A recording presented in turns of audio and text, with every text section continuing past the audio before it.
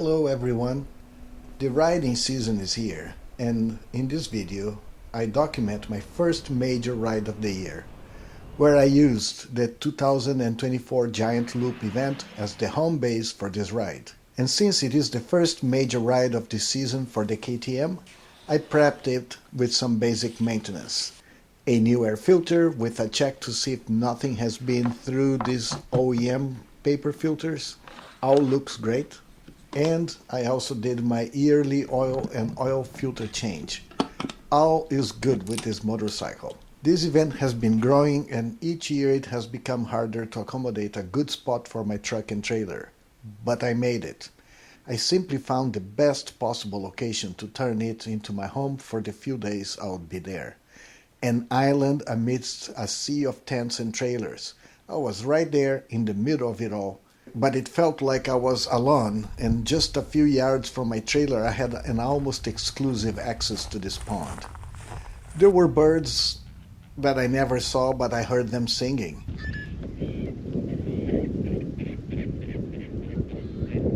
And the sunset views were amazing. Thanks should be given to the lady who complained about me and my trailer blocking their view at the first spot where I had tried to park. The notion of having her as an unhappy neighbor was what led me to this pond and to being at the view. It was the most perfect place, a prime spot.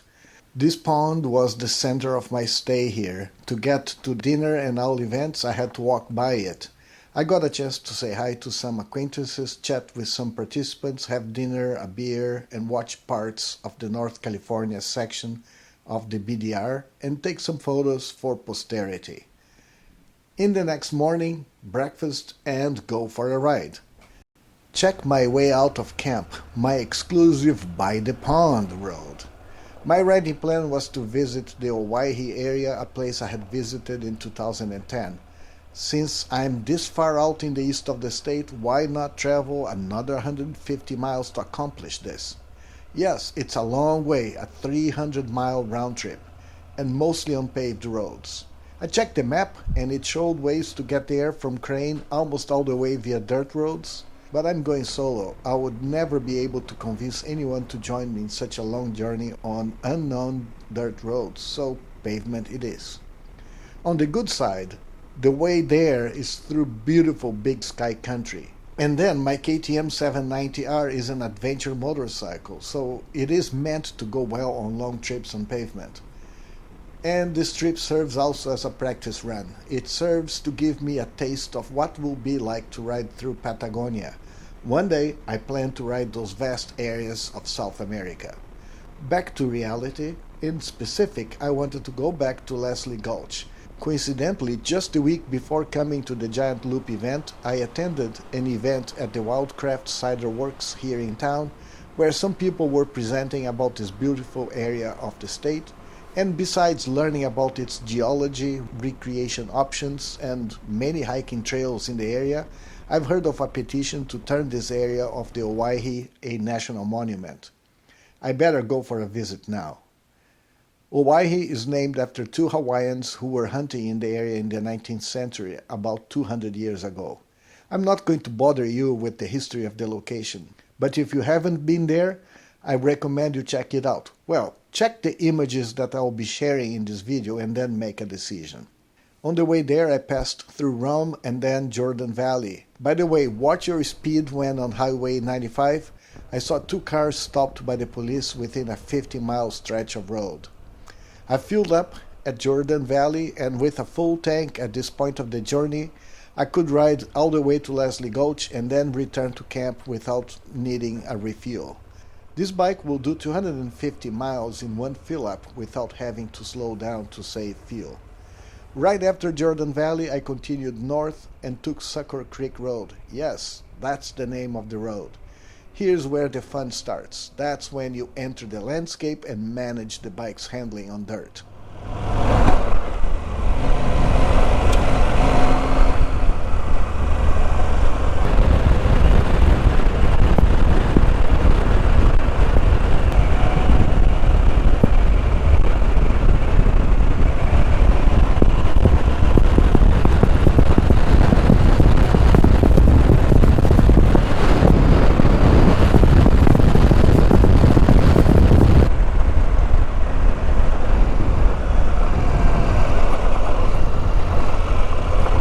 Halfway through this first part, I had to stop for some photos.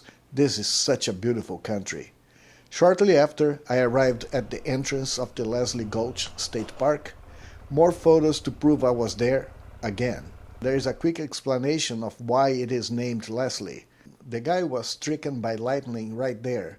It serves as a good reminder for us riders. As soon after the entrance, I was at the first area of extreme beauty. Check these formations. Since I cannot come up with the proper explanation for how this came about, I here read to you a very brief explanation I got at the Geology 101 blog. Leslie Gulch is located inside a 15.5 million year old caldera, which is some 10 miles wide and 13 miles long. The caldera was created when it ejected some 280 cubic kilometers of rhyolite ash. Well, I don't know how much is that, but it seems like a lot of hot dirt was flying around these parts here a long time ago. Okay, back to the text. Some of that ash, ranging in size from dust-sized particles to chunks of rock, fell back into the caldera. Ash from those eruptions and from another caldera in the area filled up much of this caldera. 15 million years of subsequent erosion has created this spectacular region.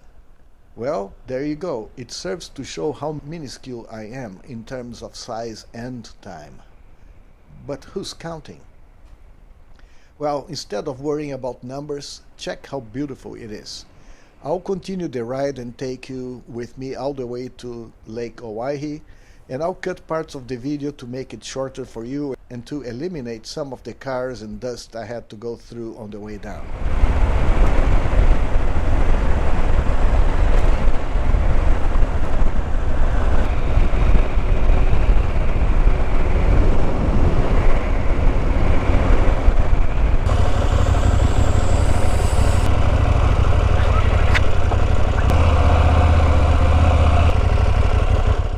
Gorgeous, huh? Once there, I parked at a no parking spot to go take these images. I was surprised by how crowded the area was. The first time I was here, this road and this area was basically empty. Anyway, time to go back up the gulch.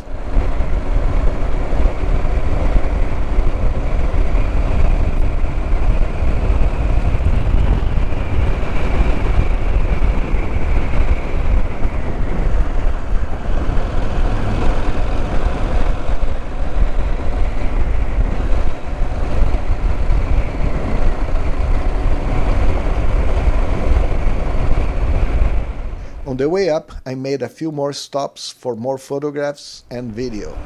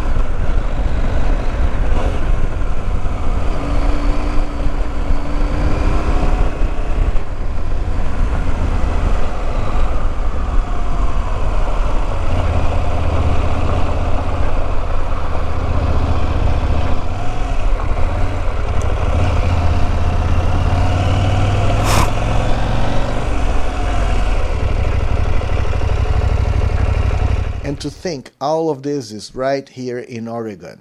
Yeah, someone from Utah might say they have these mini formations in their backyards. Well, they are right. Here in Oregon, we have to travel out of the way to find them. but in my opinion, it's worth getting here. I'll keep some footage for you to enjoy the views. Super views, huh? Would you come all this way to experience these views? I've been to other canyons and formations in this region, all with some level of beauty, so there is more to explore in this area that I did not cover on this trip. And the roads are not bad either. It's a park, so I was riding slowly, but on Sucker Creek Road, whenever I had a good view of what was ahead, I stretched the machine's muscles. Well, just a little bit.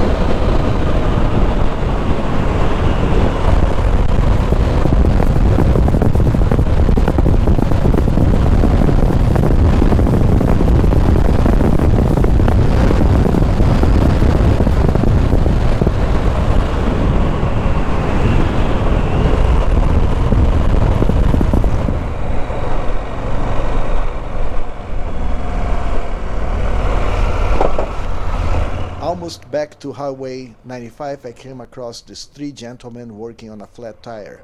I stopped since I had tire plugs and a pump, but they were all set. Back on Big Sky Roads to part 2 of my Patagonia practice. I don't know about you, but I don't ride listening to music or anything. Riding long distances to me is all about my thoughts, the landscape, counting miles, the sounds of the wind and the sounds of the motor. My thoughts travel from the specifics of the trip to what I see around me to faraway places, past, present, and future. And just like that, I arrived back at the camp. I rode through the crowds that were getting ready for the fun and games of the evening. I got on my private pond highway and parked the bike.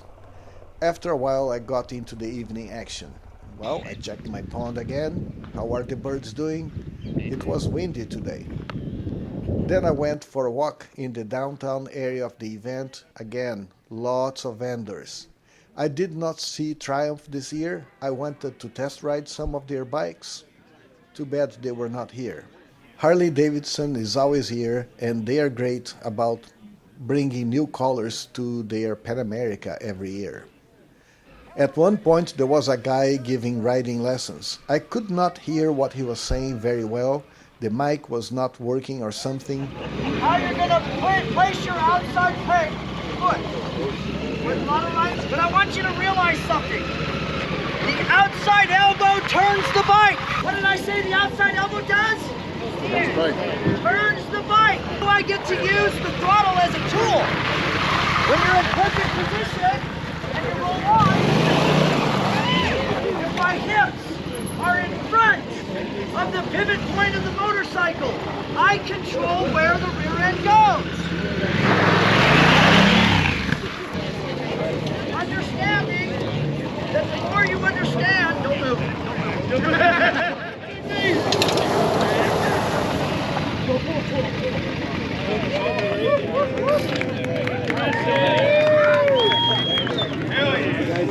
Thinking differently about what the industry has put out there, we're not saying don't listen to them. We're saying be more open-minded. Because when you use terms as always do this or never do that, you limit your potential. Where does it start? It starts with your hand. In my opinion, everyone is right when what they use is what works for them, right? For example, I'm a fan of the minimalist approach. I don't, with the pegs, steer. Lazily, I counter steer. And I use the throttle, so I can say I start with my hands. After I accomplished dinner and some more photos for posterity, there was the way back to camp via the pond. And there was another sunset. And the next day, I packed my stuff, and at 9 a.m., I lifted camp and drove out of the sandy pit. And then I was on my way home. Thank you for hanging in. If you like this content, give this video a like. If you like this content and you want to help me grow this channel, please subscribe. Remember, it's free, and I don't post many videos, so don't worry about my long stories crowding your YouTube feed. I appreciate the support, though. Thank you.